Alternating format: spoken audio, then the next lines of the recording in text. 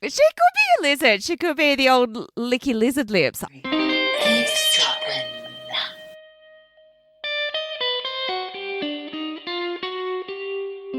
Hey, Michelle. Hello. How are you? Good, perky. You're looking perky. You're perky. Am I perky? Yeah, you perky? Well, I am perky, but when we were growing up, perky meant... Puking. Yeah. Oh, I perked up. You perked up. Mum, the bird's just perked up. But we had a bird called Mr. Perky. I can't even believe you said that.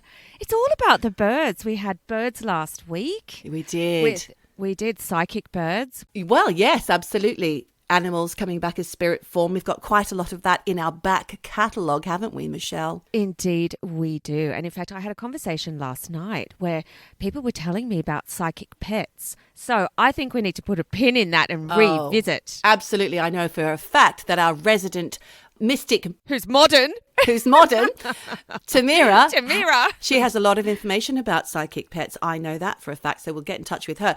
We should just introduce ourselves very quickly. I'm Geordie. And I'm Michelle. And hi, you're eavesdropping on us today. Yes, you are our eavesdroppers, but we don't mind. No, we do not. We encourage it. And do you know what? I have a little stat. Stat Oh. me up with this. Okay, let's hear a stat.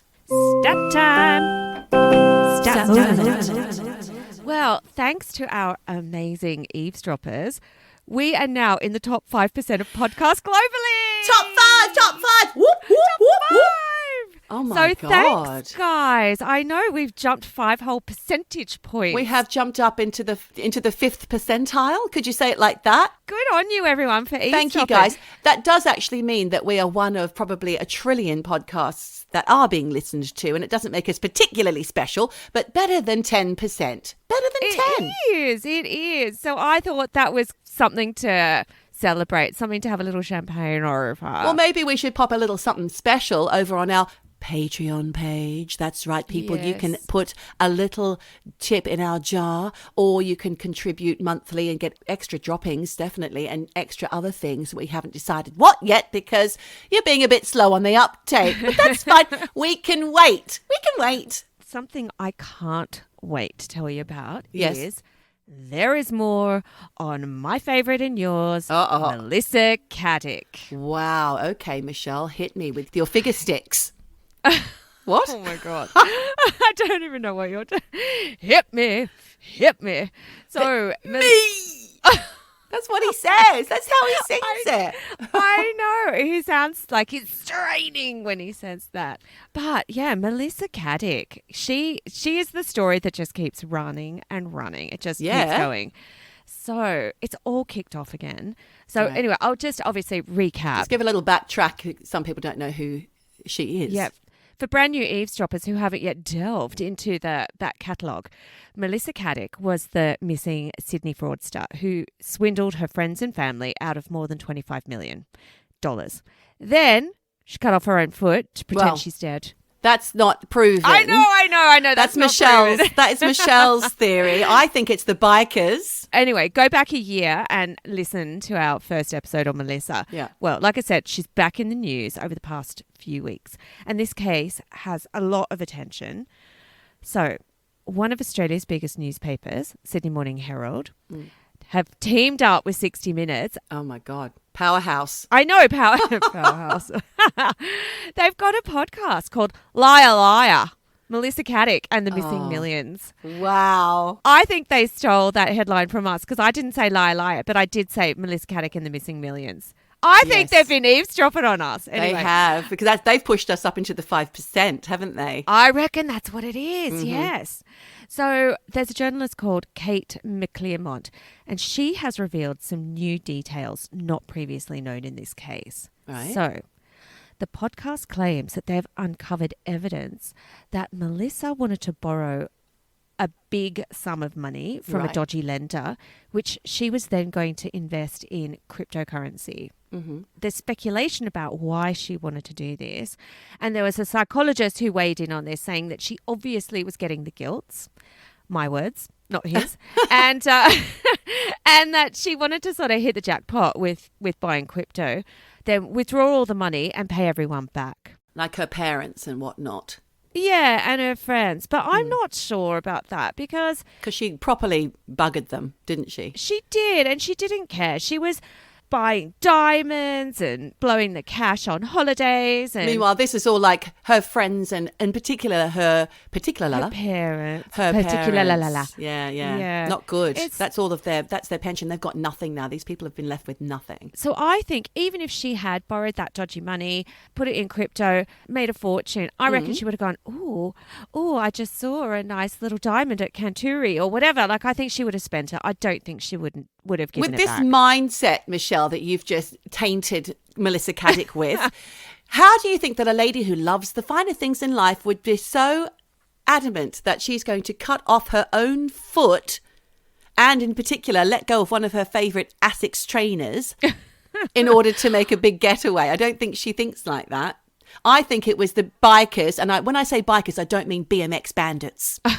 No, you don't think those BMX bandits I don't came see after her? Nicole Kidman and other Australian actors, Ben Mendelsohn on BMXs coming after her. It's the bikie gangs. Well, do you know what? I'm off to Australia soon. I'm my going to find you, gosh. Ben. I'm coming after you, Ben, and I'm going to won't get be you on. there. Get your eavesdropping. Oh, poor Ben. He must be scared by that. I think statement. you'll Anyway. find him in either Byron Bay, LA, or maybe even in London. What, you don't think he's going to be hanging around in Petersham in Sydney?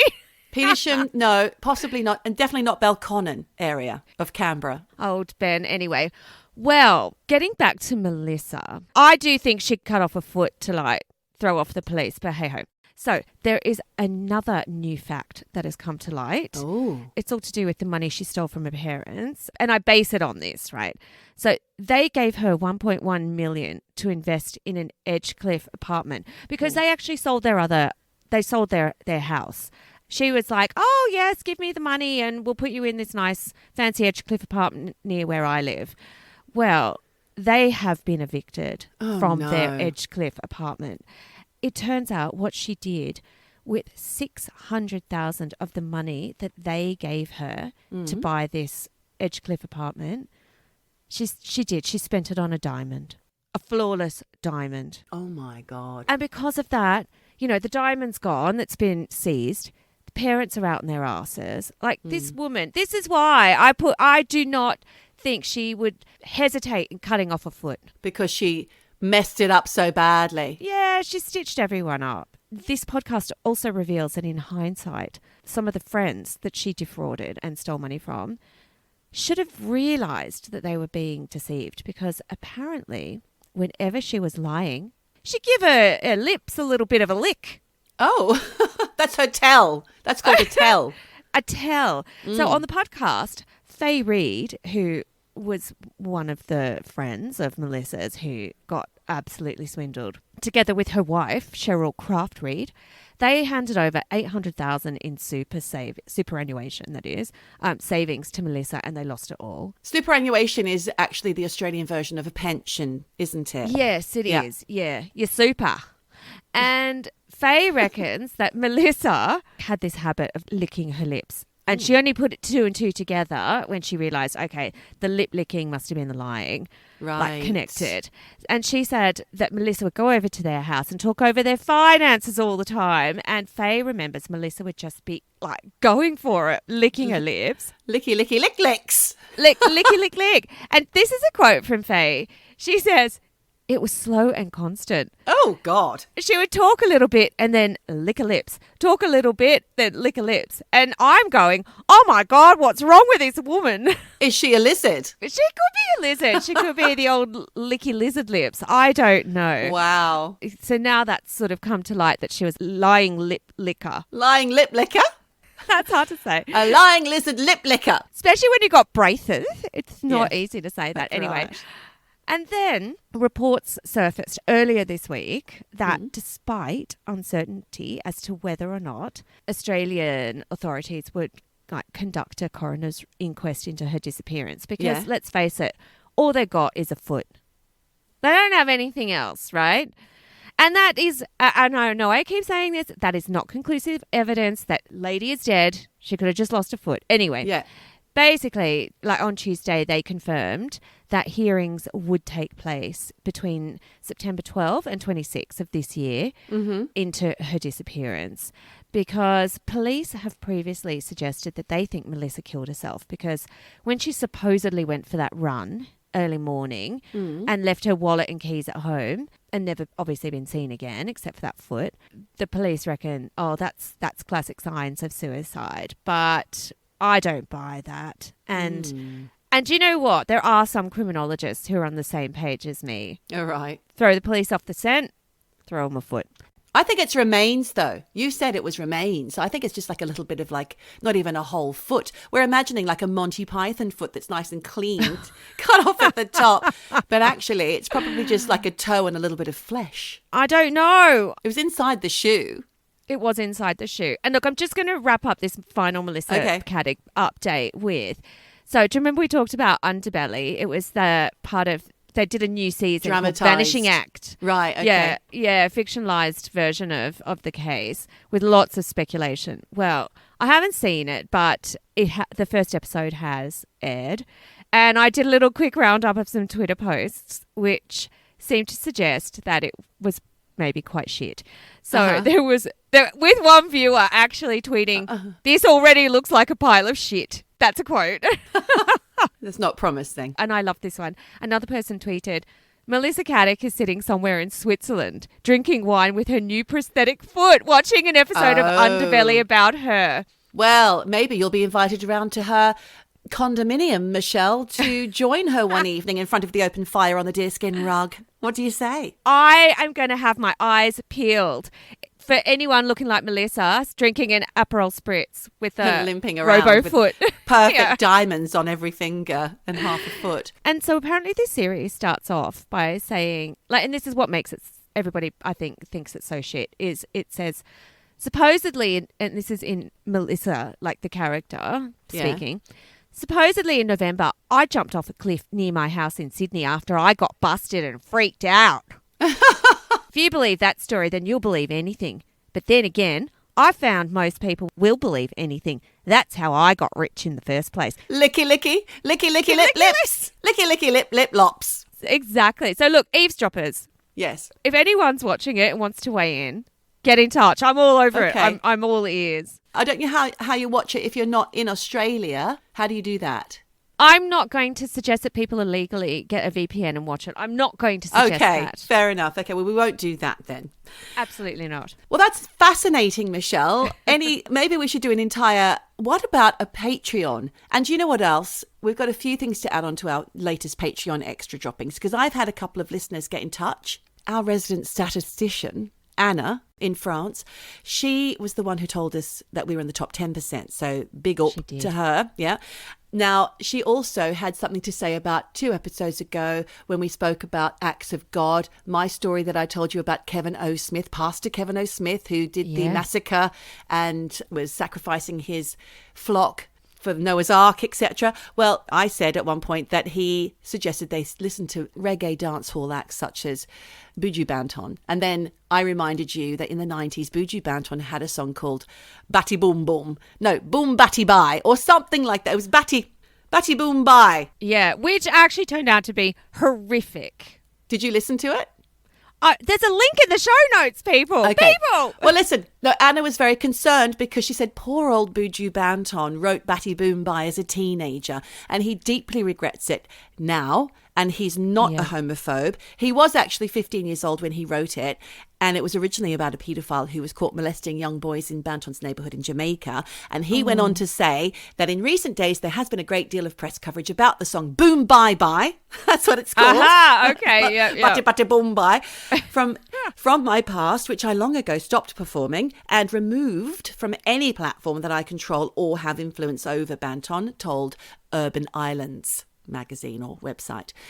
Banton hasn't performed the song since 2007. Well, I have got a link, so it is out there, but he's not there. in control. No one's in control of the internet, so fair play Poor to him. old Buju. But he said that on release after 7 years in prison for, I think, some kind of drugs misdemeanor.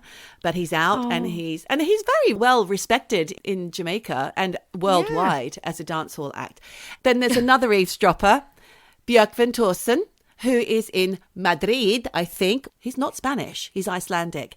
And he likes snowy adventures, clearly. And he got in touch to let us know that there's been a follow-up on our Snowy Misadventures episode quite a few episodes ago. I can't remember which one that was. Oh, it was episode 10 of this season, season 3, 2022, Snowy Misadventures, about the 9 young Russian hikers who perished going on a cross-country skiing trek in the Ural Mountains. There's been some more information about that, but I'm not going to tell you. I think we should tune in. You should tune in to Patreon. Give us a tip. You can hear more about it. You're a tease, aren't you? You're a tease. Well, not only that, Michelle, but we've got 2 stories to tell today. What's our topic? Well, I'm calling it public transport disasters, is what I'm calling it. Oh, all right. I'll go with that. Yeah. Okay. So I don't know, Geordie, if you've been following the news in the past week. That's actually a broad statement. Don't even know what that means. But anyway. The answer is no. Okay, me either, really. But I have spotted this particular news piece, which it's about the Malaysia Airlines disappearance. Oh, right. That's fascinating. Yeah, and there's been renewed interest in it in the last few weeks. But I will say, Michelle, if it's not on 14 Times or the Daily Star, I won't have caught that. Jesus they're the Christ. only things I read. These are in reputable newspapers. Do you remember when this happened back in 2014? Yes, I do, very much so. And it came hot on the heels of a Russian missiles downing another Malaysian Airlines. Yeah. Because I love to fly Malaysian. I think they're one of the best airlines, and I haven't flown them since. Not that I fly very often. Well, we also had a pandemic.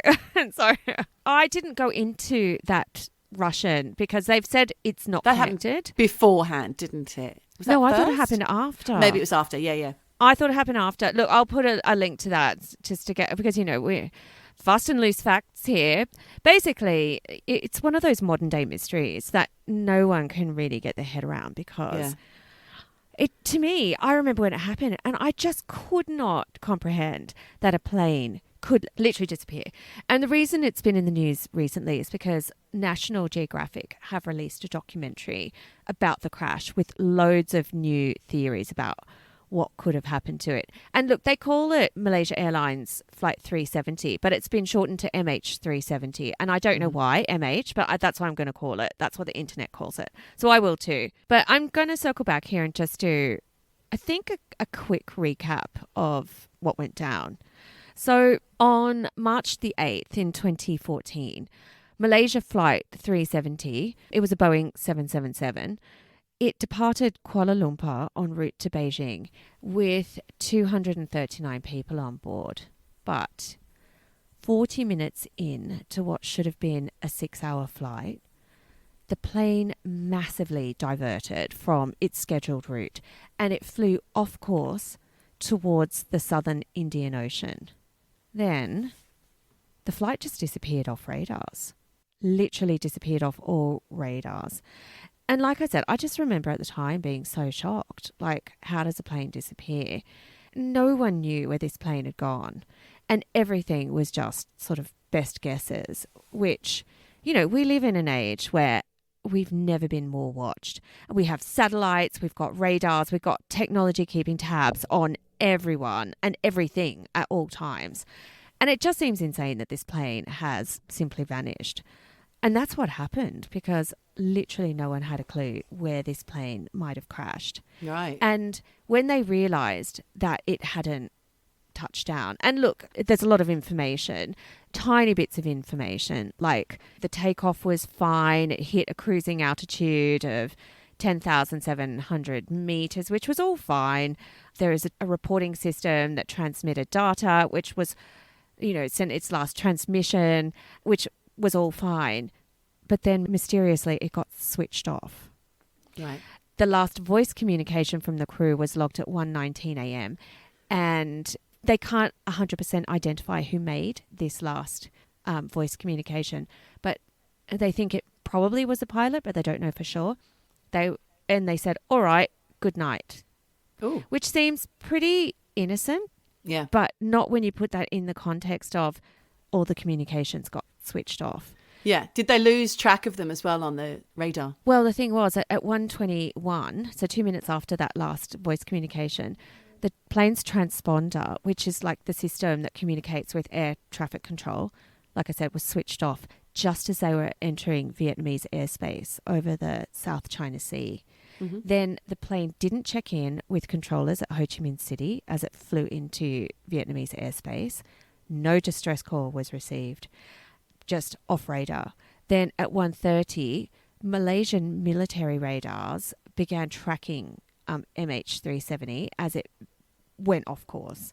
Then it was tracked that it turned around completely the opposite way and started flying southwest over the Malay Peninsula before heading over the Strait of Malacca. And that's a waterway that connects the Indian Ocean with the Pacific Ocean. Sounds like a Greek swear word. Malacca. I think it was, wasn't it? Oh, you Malacca. And then the military radars lost contact with MH370 as well over the Andaman Sea. Literally went off radar. And no one has any clue. And the possibilities were endless with the first round of searches. So they decided to concentrate on the South China Sea. But after searches in that area found literally nothing, they decided to look at the point where the transponder was turned off. So they started searching around the Strait of Malacca and the Andaman Sea. But they found a big fat zero. Nothing was found. So then they widened the search. The search then stretched from Java southward into the Indian Ocean, southwest of Australia, into across Asia, Vietnam, Turkmenistan, the Indian Ocean, southwest of Australia and Southeast Asia, Western China, the Indian subcontinent, Central Asia. Lots of places then. They had a lot of ground to cover. Well, that's the thing. They had no fucking clue. So they were just like, let's search everywhere. It literally brought up nothing. In short, the authorities just had no idea where the plane went down, why it veered off course so dramatically. And, the search for MH370 has become the most expensive search in aviation history. But they found nothing until 16 months after the plane went down, and this was in July 2015, a piece of debris washed up on Reunion Island, and that's in the Indian Ocean, and it actually belongs to France.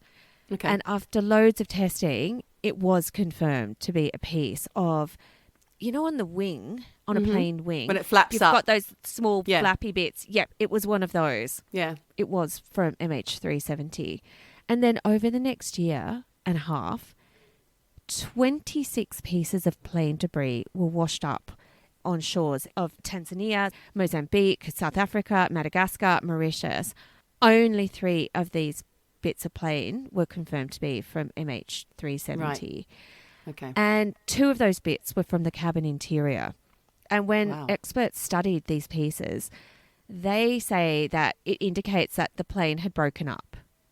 And I'm like, well, yeah, fucking course. If it's broken up, if you're finding pieces, it's broken up. Maybe it broke up on landing, but are they suggesting that perhaps it broke up before landing, i.e. bomb? Well, that, again, yes. They don't know if it broke up in the air or on impact with the ocean. One thing they did discover, because they are quite clever, I guess, is that the wing piece found at Reunion Island, it did indicate that it was not a controlled descent, meaning that it wasn't guided into the water. Which would be like an It emergency. Crashed. Yeah, okay. Maybe. Like an emergency landing versus a crash. 8 years later, there are still more answers and questions about what happened to MH370. When a plane just disappears, just vanishes, of course, the internet is going to go wild with conspiracy theories about what happened, right? So I did a roundup of some of the best ones out there. Okay. People speculating what really happened. I know what one is already. The 37. You know the 37 one? No, I don't know the 37. Oh, well, we'll come back to mine. It's ridiculous. Okay. Well, I'm just going to put it out there because, come on, guys, you know what I'm going to kick off with. Lizards! Aliens! Aliens! Yeah, of course. Now, look, of course, there are so many threads on Reddit that theorize that, aliens hijacked the plane or aliens just plucked it out of the sky my God. I know. And Or that broke off a little bit of the tail wing on the way. Yeah, just to like put us off the scent, a little bit like Melissa Caddick's foot. Or that the plane flew into a wormhole that sent it back in time. I think it flew off the edge of the flat Earth. Oh my God. Is that in there? Of course it did. No, but I bet you that's what the flat earthers were like. It just He's gone sailed straight off the edge. There are also theories that a black hole ate the plane. What? I know, Oh that it my just God. basically went into a black hole. I mean, the thing is that no one knows. There are also like a theory that it was alien abduction. And there are 5% of Americans, apparently, surveyed by Reason.com, who do believe that the plane was abducted by aliens. And 5% in America is a huge number. It's very much like being top 5% of globally listened to podcasts. It's a vast number. It's not a very refined small number. It's huge. Exactly. And look, apparently there have been some UFO sightings in Malaysia. And, people are pointing to that as evidence that, aliens intervened and nicked this plane. There's a woman called Alexandra Bruce from Forbidden Knowledge TV. And she reckons that she has radar data that proves that aliens took the plane. How's she got that? I don't know. And she reckons there's footage on YouTube that shows that there's a presence of something that can only be termed a UFO in the skies over Malaysia, and that it's aliens. Aliens took the plane. Nah. Yeah. To be fair, even I don't think aliens took this plane. Well, if you don't believe it, then it must be out there. I know. I always love to bring it back to aliens, But in this instance, there are a few more sinister ideas here. One of the most plausible, supposedly, is that there was a cockpit fire. This theory actually comes from a pilot called Chris Goodfellow, and he reckons that if there was a fire in the cockpit, it would have led to the captain turning the plane around towards a nearby airstrip. So that would account for why the plane went off course. Right. And he reckons that the loss of communication with the cockpit is what would happen if there was an electrical fire. Plus, he reckons that the crew would have been really focused on flying the plane rather than radioing in a distress call. Okay. But I think that sounds a bit hokey, because if you're in distress, I would say that you would be like, Mayday, Mayday, or whatever you do. I'd say there's protocol, and you would have been trained to touch base with the radar, with the ground forces, the ground base, the G-force. whoever. The G-force. Look, I agree. I think there would have been a distress call. But he says if there was a fire, he thinks the pilots probably would have lost consciousness. Okay. Because of smoke inhalation. And I do think that there is something in that. And then he reckons the plane would have pretty much been flying itself for hours until it ran out of fuel and crashed. It does sound like a nice, neat little wrap up, but there's literally no evidence for that at all. So it's just a theory. Who knows? So if it was flying for hours, the pilot's out cold, there's a fire where? In the cockpit. Yeah. Does that mean that the oxygen has knocked everybody else out? Yeah. And everybody's fallen asleep? Okay, because otherwise you'd have attendants trying to get in there, trying to figure out what to do next. I mean, look, Geordie, that's horrific if that is actually what happened. Because imagine the cockpit, if there was an electrical fire, the cockpit probably would have been closed off, locked, right? Yeah. And imagine if they weren't all dead from smoke inhalation and they just knew for 3 hours they were circling and doomed. Jesus. I mean, that is actually too horrific to think about. So this is good that we're talking about this like a week before you're about to take a long distance. Thank you very much. I'm not flying Malaysia. Not that I still would. There are so many question marks around this case. Right, okay. One of the theories is that Russian special ops took the plane. And you touched on this by talking about Russia. And this all came about because New York Magazine came up with a theory that Russian spies could have broken into the electronics room on the plane, and a hijacker who was obviously well trained in this stuff could have been pulling the plane's electronics apart and faked some of the satellite data that researchers have sort of been trying to use to figure out where the plane crashed. Oh, you mean post-crash? So remember, the military picked up some data signals, Right. some radar Okay. signals. So they messed with it from the ground. No, that there was a hijacker on board. Okay, right. And broke okay. into the electronics area of the plane and was manipulating on board to try and throw people off the scent. But to me, that sounds all a bit like Bond. I don't know. I mean, I guess it's possible. And that sort of ties into like theories of a faked flight plan where a hijacker, Russian ops or not, concealed a fake flight plan and from an uncontrolled airport. And it's all quite far-fetched, all of this. But could Russia have been involved? I don't know. Because you seem to have some ideas on that. No, it's just unusual that, first of all, we lose the plane. And the next thing you know, only a few months later, I can't remember the timeline, Russia shot down a passenger Malaysian airline flight that was in their airspace. But it wasn't illegal for them to be flying through it. It was a massive mistake and they had to apologise. Yeah. Or was it? I mean, who knows? What's that all about? Who know. knows? I don't know. But I did read one theory about the 37 because it was MH37. Yeah. Well, 370. 370. They were flying at 37,000 feet. This, that, and the other. There was somebody on one of the forums like Quora or Reddit. This kind of stuff holds no truck with me whatsoever. This is very Q.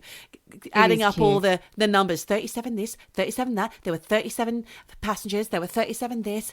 It went And if on you and add on and 2 on. and 1 and this, it adds up to... Sorry, right. that's hokum. That's wrong. I didn't come across that. But I did hear that the pilot possibly could have been targeted and, what do you call it, when they're groomed by a Malaysian rebel, group that are opposing the Malaysian government, and that he overpowered the co-pilot and suicide missioned the plane. Or it's been covered up by the Malaysian government that he was negotiating and they didn't play ball, so he crashed the plane. And the Malaysian government are hiding the information. That is very possible because there's a lot of things that don't add up here. Basically, there was also a theory about a remote cyber hijacking. And there was a historian called Norman Davies who wrote a book called Beneath Another Sky, A Global Journey into History. And he reckons that flight MH370 had Boeing's Honeywell uninterruptible autopilot onboard computer, which he thinks could have been hacked and then reprogrammed and flown to a secret location, because he told the Sunday Times, and I've read this elsewhere too, so the plane cargo had like all of the logs of how much weight the plane was carrying, but then there was 89 kilos of cargo added to the cargo list after takeoff. Wow. And that's never been accounted for. And he reckons the plane may have been carrying sensitive material or personnel to Beijing, that he reckons it could have been something or someone on board that plane that people did not want getting to China, getting to Beijing. And that's why the plane was maybe remotely hijacked and crashed. I also heard that some people were able to reach their loved ones' phones. They were ringing long after the crash. So some believe that they did land safely. Really interesting. Because, there are other theories that like CIA was involved, that US military shot it down, because apparently the atoll of Diego Garcia. Love that name. Sounds like a footballer. And that's in the middle of the Indian Ocean. That's got a US military base on it. And there was one sort of theory that suggested the plane was there on a kamikaze mission and that the US military shot it down before it could reach its target.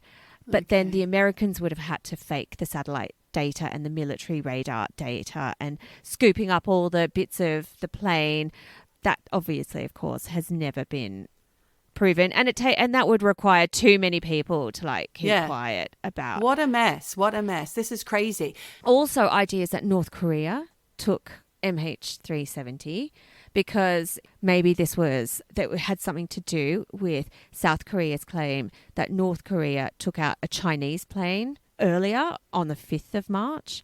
And there was a North Korean missile just 7 minutes after this plane went down. So, and then 3 days later, MH370 disappeared. So some people are trying to connect these two. But again, there's no evidence for that. Okay. And then there was also an Australian, this happened in March 2018. Some guy from Australia reckoned that he'd found the wreckage of MH370 using Google Earth. He'd been like combing the Indian Ocean on Google Earth for years looking for this plane. And he reckons he's found it and that it's riddled with bullet holes. Oh. And that it's located a few miles off Round Island, which is like governed by Mauritius, and that it's in a part of the ocean that hadn't been searched by crews. Right. And, you know, he also reckons that US officials are refusing to search that area and are withholding information from the public. So I don't know.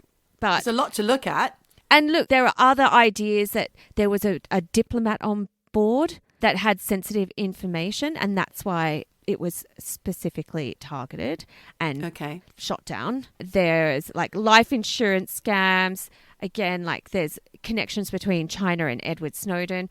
I mean, look, all you need to do is go online. There are millions of conspiracy theories, but the upshot here is basically the evidence they have is thin on the ground. The searches that they've conducted have basically brought up nothing. 3 bits of wreckage have shown up over the last 8 years. That's it. Wow. Where this plane is, nobody actually knows. Or where it landed or what happened to it. But we are none the wiser, and maybe we never will be. And those families just have to mourn and just assume that they didn't make it. Yep. So there it is. That is shocking. Well, I think that we should put a pin in that, Michelle, and explore that further for our Patreon extra droppings. What do you think? Great idea. Get over to Patreon. Thanks, Michelle, for that, because it's fascinating and something that I do occasionally think about, especially when I'm 30,000 feet in the air. Oh, don't. That's going to be me. Real life. Real life? True crime. True crime. Do you like supernatural? I've got some information here. You know, it's called public transport disasters, and we don't want to scare people, but, you know, shit happens. Things go wrong. And I've got my story here from the Mirror, the Britannia website, and BBC News, a combination of. I was thinking the other day about King's Cross because I was supposed to go there with the kids for a half-term treat with my friends and their children, but I didn't make it. But you know that King's Cross is now unrecognisable since my commuting days working for Miss 60, and they had the headquarters, their fashion label from Italy. I used to work for them, and their headquarters was on York Way, which was only a bus ride from the station. It looks completely different. Yeah. It's been transformed, yeah. It has. It's really good. It's like a really cool place to hang out. Coal drop yard, and there's a wild swimming pool, and there's Dishoom and all sorts of wonderful things. But in the summer of 2005, my parents kindly made the trip over from Australia to come and visit me while I was working, but I took the week off to be with them, and we had planned a day out with my friend Julius, who you know, who also worked for the fashion company that I worked for. It was Wednesday the 7th of July, but then Julius called me very early in the morning and said, I can't get there. The tubes aren't working. There seems to have been an electrical fault. And just then my dad called out saying that something was going on. He was watching the news, so we all ran into the living room and discovered that the London bombings were happening as we watched, basically. 7/7, London bombings 7/7, otherwise known as.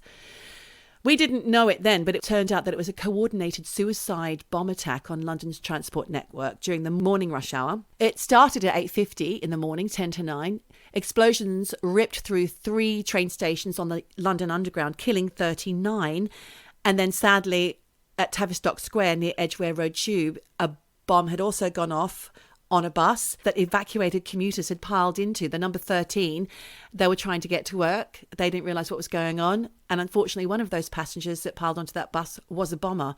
He was on the upper deck and detonated his device, which was 10 pounds, 4.5 kilos of high explosives. And that killed 13 and injured over 100 people. And I had work colleagues on the bus behind. that who witnessed God. this. So they needed terrible. trauma counselling. Yep. Altogether, more than 700 people were injured in the 4 attacks. Now, they were carried out by, they believe it was terrorists carrying backpacks. Their journey started at London's King's Cross station. There it is again, King's Cross. Yeah. But that's not what I wanted to talk about today, Michelle. I just gave you a quick rundown of that 7/7 because obviously it was a big deal. And King's Cross station was then shut for a while. A lot of the tube stations were, and I had to do a different route into work. That wasn't the first national disaster that befell London's King's Cross station. Okay. You may not remember this, but there are plenty of Londoners and British people that do. On the 18th of November 1987, at approximately 7:30 in the evening, which was the back end of the rush hour, a fire broke out beneath escalator 4. At that time, the escalators were made of wood. I remember that. Oh, and filled with cigarette butts. People would be smoking down into the tube. Exactly. It was suspected to have been a match that was discarded by a passenger because those are the days you mistakenly think that you're allowed to smoke on the tubes at that point, but they weren't allowed anymore. They were allowed on the top decks of buses and on planes, restaurants and pubs, but smoking had been banned in all underground stations since a fire at Oxford Circus had broken out in 1984. So that's some years earlier. But people often lit their cigarettes on their way up the escalator before leaving the station. So this fire was fueled by a buildup of grease and dust that were inside this wooden escalator, and it spread until smoke began to spew from under the steps and out into the main concourse. Jesus. But people were still allowed to use the escalator. I keep calling it an escalator. An esky? Escalator. Escalator. And trains were allowed to still pass through at different levels of King's Cross as the flames grew. Because it's such a big myriad of a station, it's enormous. Yeah, it is. It was difficult to get the info out and understand exactly where it was coming from, exactly what was going on. And unfortunately, by the time this black smoke was pouring through the tunnels, crowds of people are panicking, screaming, hammering on trains as they rushed through the platforms without stopping. Some tried in vain to reach the surface through the fumes that were choking them. And don't forget, there are people who work there as well. Yeah. Others tried to seal themselves in underground rooms to avoid the smoke, heat and flames, hoping to be rescued. One survivor who worked for London Underground was Kathleen Ord, who was a ticket inspector. Okay. She was trapped in one of those rooms. It was the mess room below ground with a colleague.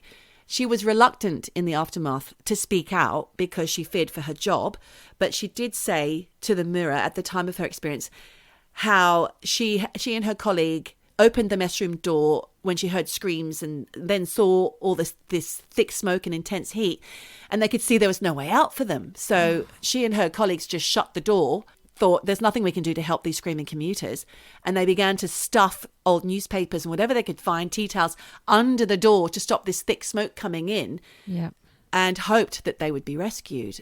And eventually they were, but they were in there for like 2 hours or something. Yuck. That's scary. Firefighter Stuart Button and his colleagues arrived first in the first fire engine that attended the scene. But minutes later, this fireball blasted up into the ticket hall, and the time of 7:45 p.m. was melted into the wiring of the digital clock at the top of the escalators. The temperatures underground were up to 600 degrees Celsius. That's unimaginable. That's an inferno. That is absolutely terrifying. So these firefighters had to spray each other with the hoses just to keep themselves cool. So before that, the police had started evacuating passengers from 7:39 p.m. At 7:42, they informed the booking office staff to leave, which they did in about a minute. But in the confusion, no one alerted the Bureau de Change staff or public toilets staff or people in the public toilets. So they were completely missed out. The fire services had arrived at this point, led by Station Officer Colin Townsley. Now, a minute later, Colin Townsley was down in there looking at the fire before he returned to the ticket hall, and he later died saving a passenger. At 7:45, this fireball arrived, so it ripped up through the top of the escalator. Somehow it must have been propelled by the oxygen at the top. Yeah. So that ripped through the entire ticket hall. It was the deadliest aspect of the fire, and people were running right into the heart of it, unfortunately. So survivor Andrew Lee was coming up the Piccadilly line escalator when he noticed a large orange glow, then a sheet of flame that shot across the top of the escalator. The ceiling caught fire and debris started falling down, and the escalator was still moving. So he turned around and went back down into the underground. God knows how. It must have been awkward. Maybe he slid down. I don't know. Because it must have been heaving with people trying to get out of this fire. People who were at the top of the escalator were very badly burned. So he went back, Andrew Lee went back to the Victoria line and jumped on the next train out. Trains were still stopping, some of them. I mean, but that's quite lucky in a way because you think about how big the station is. King's Cross is absolutely massive. And you can have lines that just never intersect. So you could, in theory, still have tubes running. Yeah, absolutely. And what's happening on top doesn't affect what's happening on the Down lines below. Yeah. But I will say, anyone who's ever been on a tube anywhere in London in summer knows how hot it is. Add to that this pressure of fire. I can't even imagine. It's awful. Well, this is winter. This is winter time. Even still. It's stifling down there. So there was another survivor who spoke to one of the publications I mentioned earlier. So Roger Crick, he led many to safety. Good on you, Rog. Like everybody else, he instinctively headed upwards through the worst of the fumes as soon as he smelled the smoke. He then found passengers in trouble. He said he was shocked also to see 3 or 4 bodies lying near him, but he had no idea what condition they were in. And until that moment, he hadn't realised the gravity of the situation. It was just a smoke-filled... There was no flames. There was no fire to speak of. It was just smoke-filled. So then he raced upwards 2 levels. He became aware that clusters of people seemed frozen in panic. So he grabbed them one by one and helped organise them into groups to reach the surface. Another survivor, who is known as the most badly burned survivor, is Kwasi Afari Minta. He was the face of the disaster. He's had over 30 operations, suffered horrific injuries to his head and upper body. I'm not going to go into great detail because it's tragic what happened to him. But he was hit in the face by the 600-degree fireball as he tried to escape the inferno. Kwasi recalls standing on the platform when he heard an announcement that came over the tannoy from the fire services telling commuters that the station could go up in flames at any time. So he, like the others, jumped on the escalator, headed up, was about to walk off the last step at the top to safety, like 2 steps to freedom, when this huge fireball then whoomphed up the escalator, hit the left side of his face, picked him up and threw him onto the floor. But as he put his hands down to stop himself, they melted. So triggers, sorry. Yeah, he lost his fingers, his face. He had more than 30 operations. He was a musician, so that was his livelihood gone. It was an absolute disaster for him. Terrible. Then there's some mysteries around some of the victims in the fire. 16 years after the fire, a mystery unknown victim known as Victim 115, who was originally given a pauper's funeral with another unknown victim who was then discovered to be Ralph Humberstone. Both of them were in the same grave. Next to Ralph Humberstone, it said, unknown man. So at their funeral, Canon Douglas Bean, who was the vicar at St Pancras Church at the time, said, "It's sad to think that 2 people can die and never be missed in our community. It's a reflection of city life and the age in which we live." So over time, forensics reconstructed his face using fragments from his skull. Interpol got involved and family members were reaching out, lots of different family members wondering if that was their relative. And eventually he was named as Alexander William Fallon, who was homeless at the time of the tragedy. Age 73 when he died, burnt beyond recognition, hence they couldn't tell what he looked like. Half of all people who are over 50 in the capital only become homeless after their 50th birthday. And as it was with Mr. Fallon, it's personal bereavements that often trigger these things, particularly for men. So he had lost his wife, sadly. Do you know what? And then just couldn't look after himself. That's so sad. Yeah. So eventually, going back to the fire, we had the first ambulances, which were quite delayed, arriving almost 8 o'clock in the evening. So that's more than half an hour after it all started. 8:15, London Ambulance Service declares a major incident that alerts all the hospitals. And at 9:48 in the evening, the fire was finally brought under control. Wow. Yeah. So London Regional Transport admitted liability for the fire and paid out more than 4.5 million to victims and families as compensation. sadly for Kwasi, as I mentioned earlier, he was encouraged to go for more because his marriage broke up and he had to care for a disabled child, but he lost. So he's ended up in a very bad way. It's quite tragic. How can he lose? How can he lose? I don't know. There's an article out there about it. And it was just too heartbreaking to talk about. Efforts to improve London Underground since 1987 mean it's now considered one of the safest. So no worries, guys, when you're trundling along. Safest in the world, according to the managing director, Mark Wilde. Well, he would say that, wouldn't he? Yeah. But he also says, there isn't a month that goes by in my job that we don't reference the King's Cross fire. It had such a phenomenal and beneficial effect on the organisation. So out of a desperate tragedy, good things have actually come. So despite the drama, the tragedy, the loss of life, the loss of livelihood, the devastation, we can now enjoy what is now known as the safest public transport system in the world. But, London has been beset by all sorts of problems relating to public transport, with all the terrorist bombings. I remember when I first went to the UK, and this would have been like in the very early 90s, in the nothing compares to your days. There had been terrorist attacks, bombings, and the tube was constantly shut down. I remember my ex-boyfriend and I, we missed a flight because we literally couldn't get to Heathrow because everything had been shut down because there had been a backpack discovered or something. And, 80s and 90s were rife for that, yeah. Yeah. And so the fact that this wasn't even connected to that, it was just really, was an act of God, No, it was somebody who dropped a match in a wooden... But people think up there for thinking. I know, but and the times have changed, because I remember being shocked at all of those wooden escalators, and B, that they were, those top ones, they were filled with like cigarette butts and matches and junk. Things. Yeah. It was disgusting. The same with all of the floors in the buses at that time as well. Yes, because they were kind of grooved. So there were grooves that you would just... Things got caught in it. Yeah, it was grim all Always ciggy butts. Yeah, but great story. No, I mean, it's not great, but I mean, really informative. Thank you. I feel really a bit sad. I feel sad.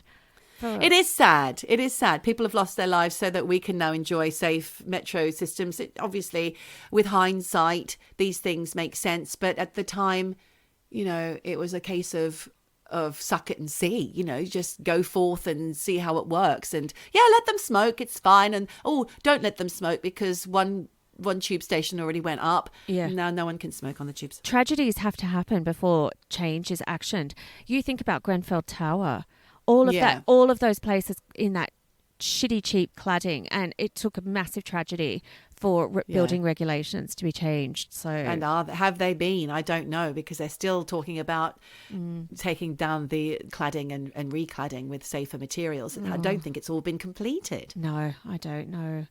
Oh, well, thank you for that wonderful, uplifting story.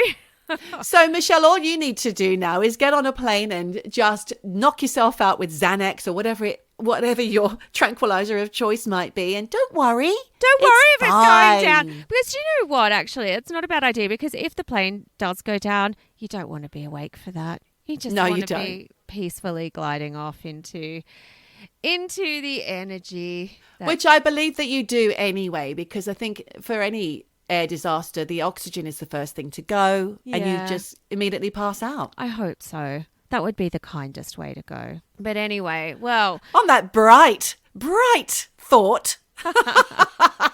Oh, mate. Yeah. Well, look, great to see your face. And Geordie, you know what comes next. Yeah, well, whatever you do. Wherever you bloody are. Just keep eavesdropping. Eavesdropping. Eavesdropping. Eavesdropping. Dropping. Eavesdropping. Dropping. Eavesdropping. Eavesdropping. Dropping. Dropping. Eavesdropping.